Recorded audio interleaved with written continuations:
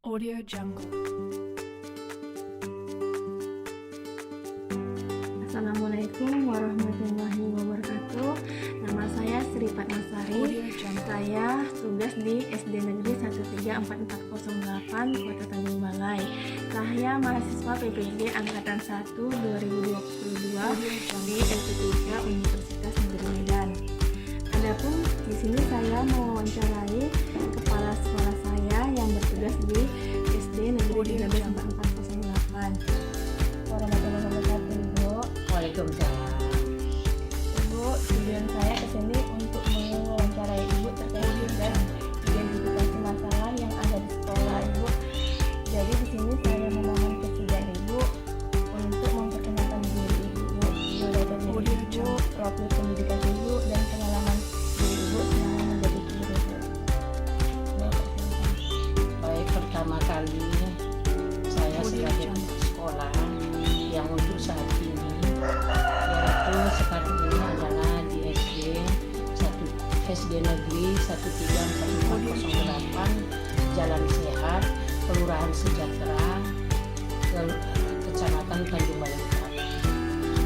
Untuk profil saya adalah pertama tamatan SD, SMP, SPG, dan ditambah dengan program paket A, yaitu mengambil jurusan guru olahraga. Di samping itu saya mengikuti D2 dan S1 yang terakhir. Itulah pendidikan saya. Dan pengalaman saya di dalam PNS ini, saya diangkat sudah dari mulai tahun 1983 sampai saat ini, lebih kurang saya masa kerjanya 40 tahun. Itulah.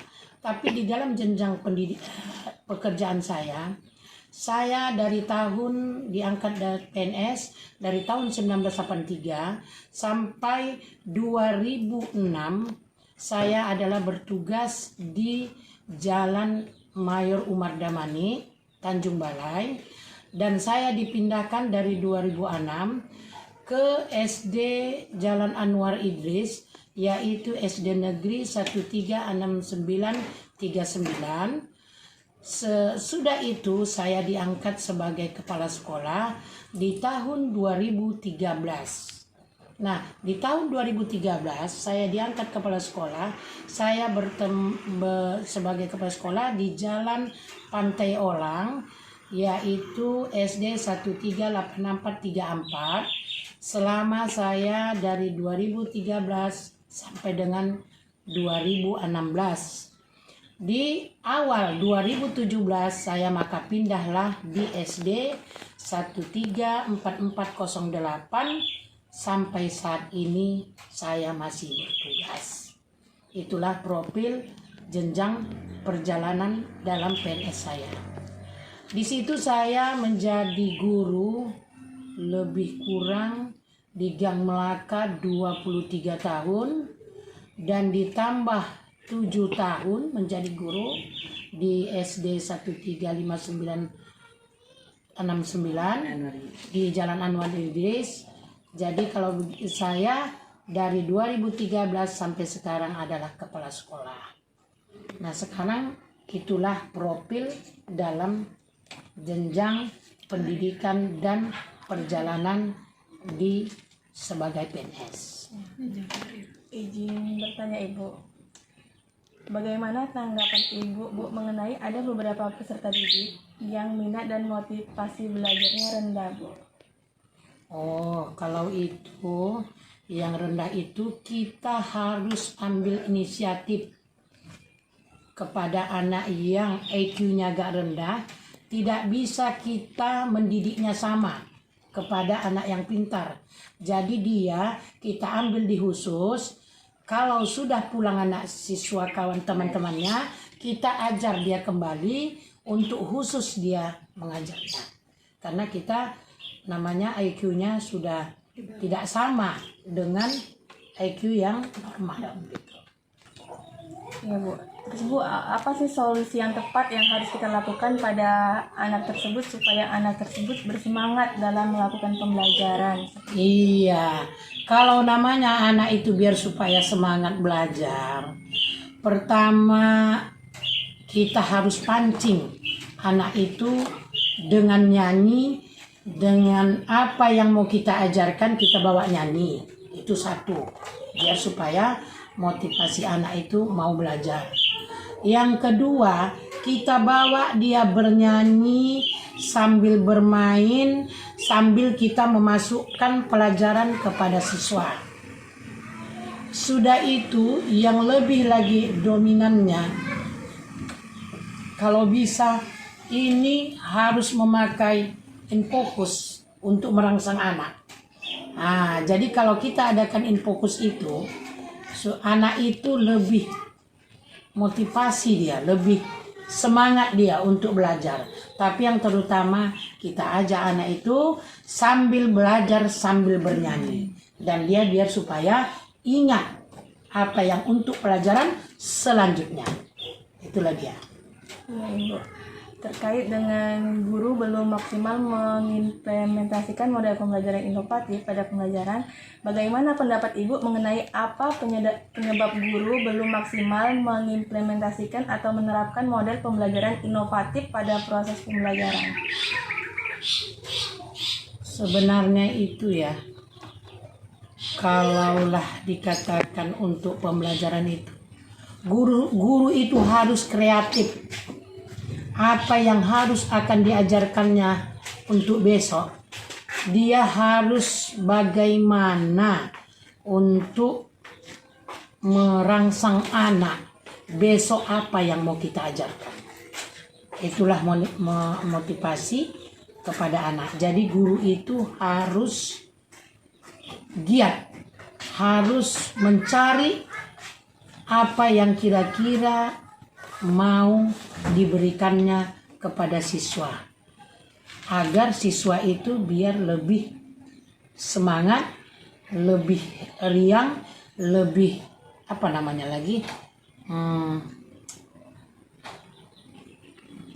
Aktif gitu. biar aktif untuk belajar itu. Itulah dia. Izin Bu, kalau masalah teknologi dalam proses pembelajaran, bagaimana pendapat Ibu mengenai penggunaan teknologi dalam proses pembelajaran yang belum bisa dilakukan secara optimal? Apa penyebab penggunaan teknologi dalam proses pembelajaran belum bisa dilakukan secara optimal? Oh, itu kalau teknologi itu bagus. Dengan adanya IT, dengan adanya IT di sekolah berupa infocus itu bagus. Tapi tidak semua yang menerima itu. Sebab baik di daerah yang di dusun-dusun itu tidak bisa menerima IT. Iya kan? Nah, di samping itu motivasi kita kepada anak dengan adanya IT ini, itulah kita berikan kepada anak yang mana anak itu sama sekali tidak mengetahuinya. Contoh, umpamanya kita mengajar di pedesaan yang tidak ada lampunya dan tidak ada IT-nya, sehingga guru itu mempunyai HP. Bisa saja dengan IT dia itu diberikannya lah contoh-contoh, inilah berupa IT itu. Nah, itu motivasi kepada anak. Nah, udah itu untuk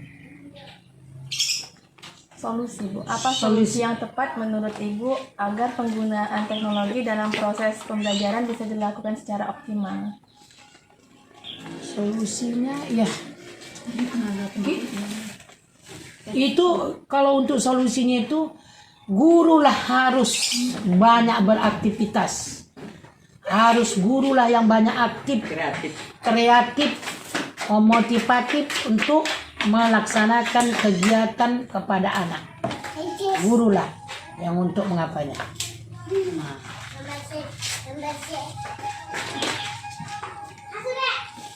Ada lagi Bu, ini mengenai tentang kurangnya kepedulian orang tua terhadap peserta didik Bu, atas perkembangan anaknya di sekolah begitu Bu.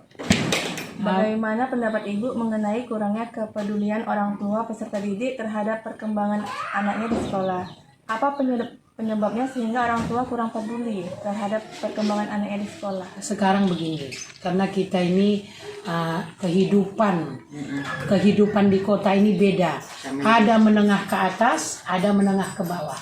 Jadi pada umumnya yang kami ajar itu adalah menengah ke bawah. Di dalam ekonominya menurun, sehingga orang tuanya asik mencari makan, sehingga anaknya kurang diperhatikan. Baik dalam pakaian, baik dalam berangkat sekolah, apalagi pendidikannya, apalagi ada tugas-tugas dari guru, sehingga orang tuanya tidak ada waktu untuk mengajari. Sehingga anak itu kurang diperhatikan orang tua dengan kondisi, situasi orang tuanya. Karena pada umumnya di sekolah kami itu adalah menengah ke bawah. Itulah sebabnya. Terus Bu, bagaimana ya Bu cara kita tuh bisa melakukan agar selanjutnya orang tua peserta didik kita bisa lebih peduli dengan perkembangan anaknya di sekolah? Iya, kita sebagai guru, apalagi saya kepala sekolah, untuk mengingatkan kepada guru-guru, itu orang tuanya dipanggil. Apabila nilai anaknya rendah, dipanggil tolong diperhatikan anaknya. Karena kita panggil orang tua, mungkin orang tuanya kurang memperhatikan, jadi kita panggil sehingga orang tuanya harus memperhatikan anaknya, di mana kelemahan anaknya itu. Lagi. Pertanyaan selanjutnya, bagaimana pendapat Ibu mengenai model pembelajaran HOTS atau kemampuan berpikir kritis yang belum maksimal diterapkan di sekolah kita? Ya, kalau untuk pendapat saya, lebihnya guru itu harus lebih ditingkatkan dan harus belajar dari media-media, baik dari media luar, bagaimana cara untuk anak ini bisa kita mengajar yang anak OTS ini. Jadi guru itu harus banyak kreatif untuk mencari informasi untuk kepada anak ini. Nah, apalagi sekarang udah canggih, ada IT, ada ini berupa apa namanya dari Google. Nah, itulah harus guru ini harus kreatif. Terima kasih Bu atas waktunya Ibu. Ya, terima kasih sama-sama. Demikianlah wawancara yang saya lakukan kepada Ibu Kepala Sekolah di sekolah saya. Sekian dan terima kasih. Assalamualaikum warahmatullahi wabarakatuh. Waalaikumsalam warahmatullahi wabarakatuh. Audio Jungle.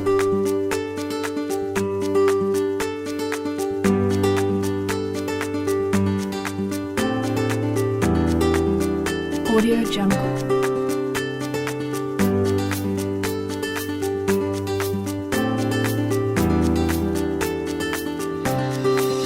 Audio Jungle.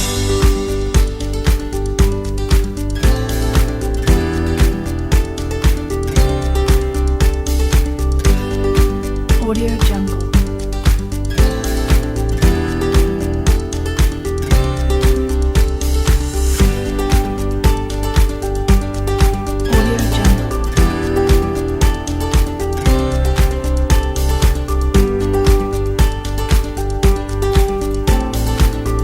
Audio Jungle.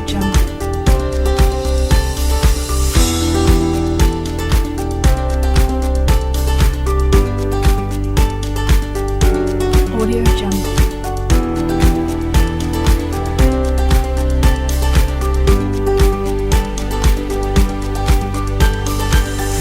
Audio Jungle.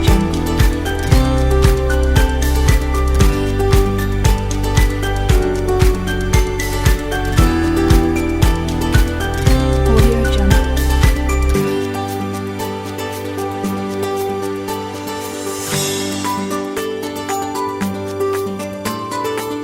Audio Jungle.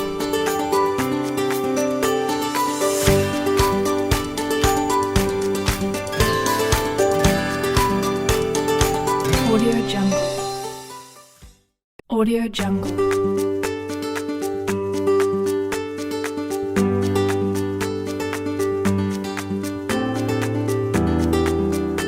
Audio Jungle.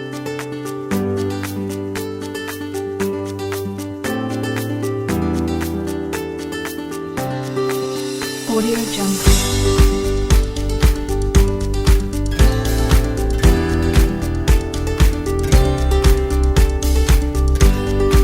Audio Jungle.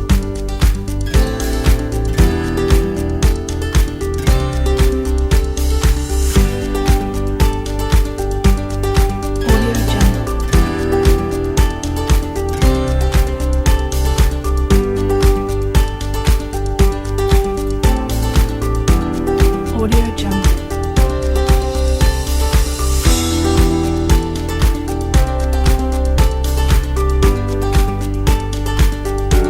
Audio Jungle. Audio Jungle.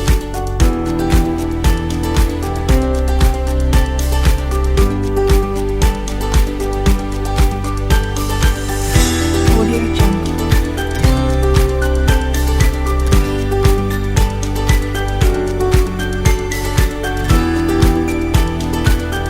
Audio Jungle.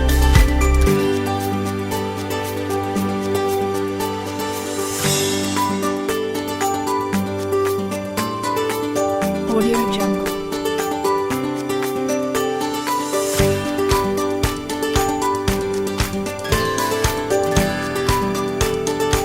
Audio Jungle.